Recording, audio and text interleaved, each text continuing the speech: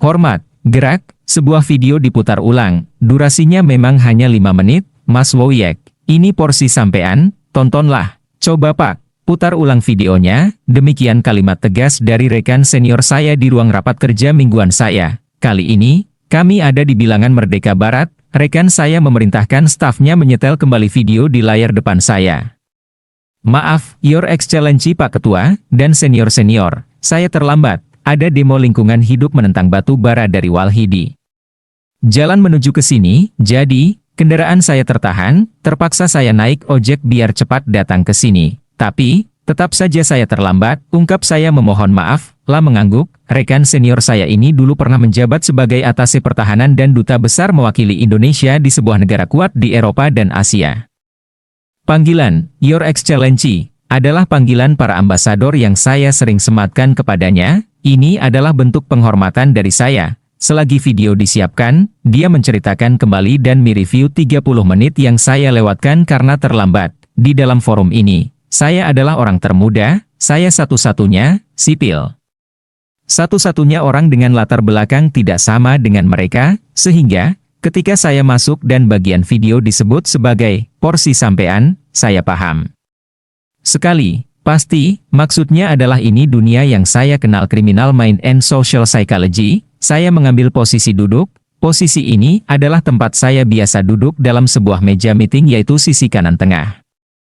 Saya menengok ke kanan, di depan saya, LCD proyektor memancarkan cahaya gambar video yang akan disetel ulang untuk saya. Video itu berlatar Cina atau RRT, di sana, keluarga-keluarga diwajibkan memiliki satu anak, ketika kedua orang tuanya bekerja, anak-anak ini dititipkan di tempat penitipan anak yang dikelola negara. Anak-anak berusia 2-5 tahun ini mendapatkan edukasi, sarana bermain, dan banyak keterampilan anak-anak lainnya.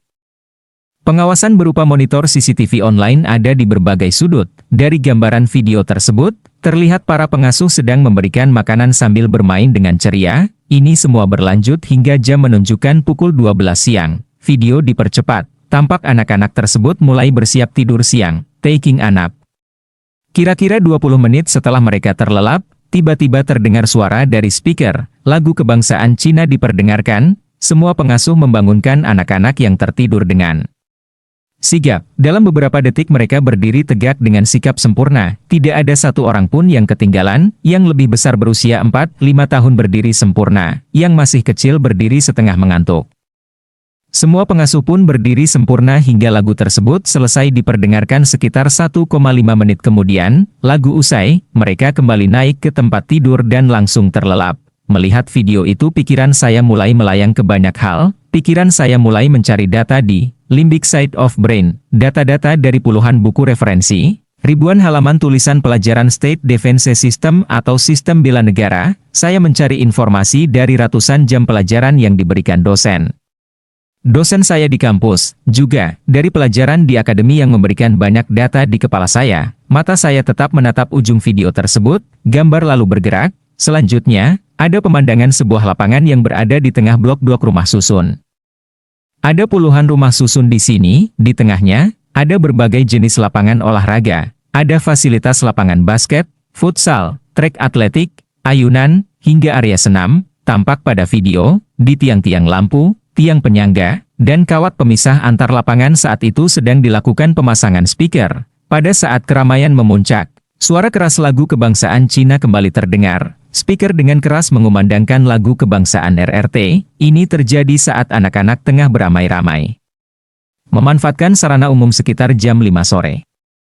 Anak-anak yang tadinya sedang bermain bola atau berlarian menghentikan kegiatan mereka dan berdiri dengan sikap sempurna ke arah manapun mereka menghadap. Kebetulan, ada beberapa bendera Cina yang terpasang di sekitar mereka. Tidak semuanya menghadap posisi tiang bendera namun intinya mereka diam dengan sikap sempurna. Ini berlangsung hingga lagu kebangsaan mereka usai diperdengarkan. Saat lagu usai, mereka berhamburan kembali bermain seperti sedia kala seakan tidak ada apa-apa, teriak. Keceriaan kembali berlanjut, video pun usai. 5 menit menjadi sangat singkat bagi saya. Napas saya banyak tertahan melihat video ini. Entah mengapa rasa nasionalisme saya terpancing, jantung saya berdegup kencang karena ketakutan. Ya benar, saya takut. Saya takut kalau putra-putri bangsa Indonesia rasa nasionalismenya tidak seperti ini. Tarikan napas saya menjadi cepat seakan saya sedang melakukan jalan cepat. Kepala saya mengangguk-angguk. Namun, yang ada dalam pikiran saya hanya satu hal. Di level manakah nasionalisme anak-anak bangsa Indonesia saat ini? Safa takut kalau level kita ada di bawah gambaran yang saya dapat di video ini. Jangan-jangan, lagu pun mereka tidak hafal? Jangankan menghafal, bagaimana kalau menyanyikannya pun mereka tidak pernah? Jangan-jangan sejarah bangsa Indonesia hanya mereka ketahui dari nama dan peristiwa bukan mengapa terjadi dan siapa yang memulai? Jangan-jangan produk budaya bangsa asing jauh lebih mereka ketahui daripada akar budaya bangsa mereka. Akar budaya yang kaya, kultur yang penuh keragaman dan disusun oleh ratusan suku dan dialek, jangan-jangan dasar negara mereka anggap bertabrakan dengan ajaran agama sehingga mereka menolak memahaminya? Jangan-jangan Pancasila dipahami seperti doktrin dan bukannya pegangan hidup. Jangan-jangan, saya takut, bagaimana ini, sahabat?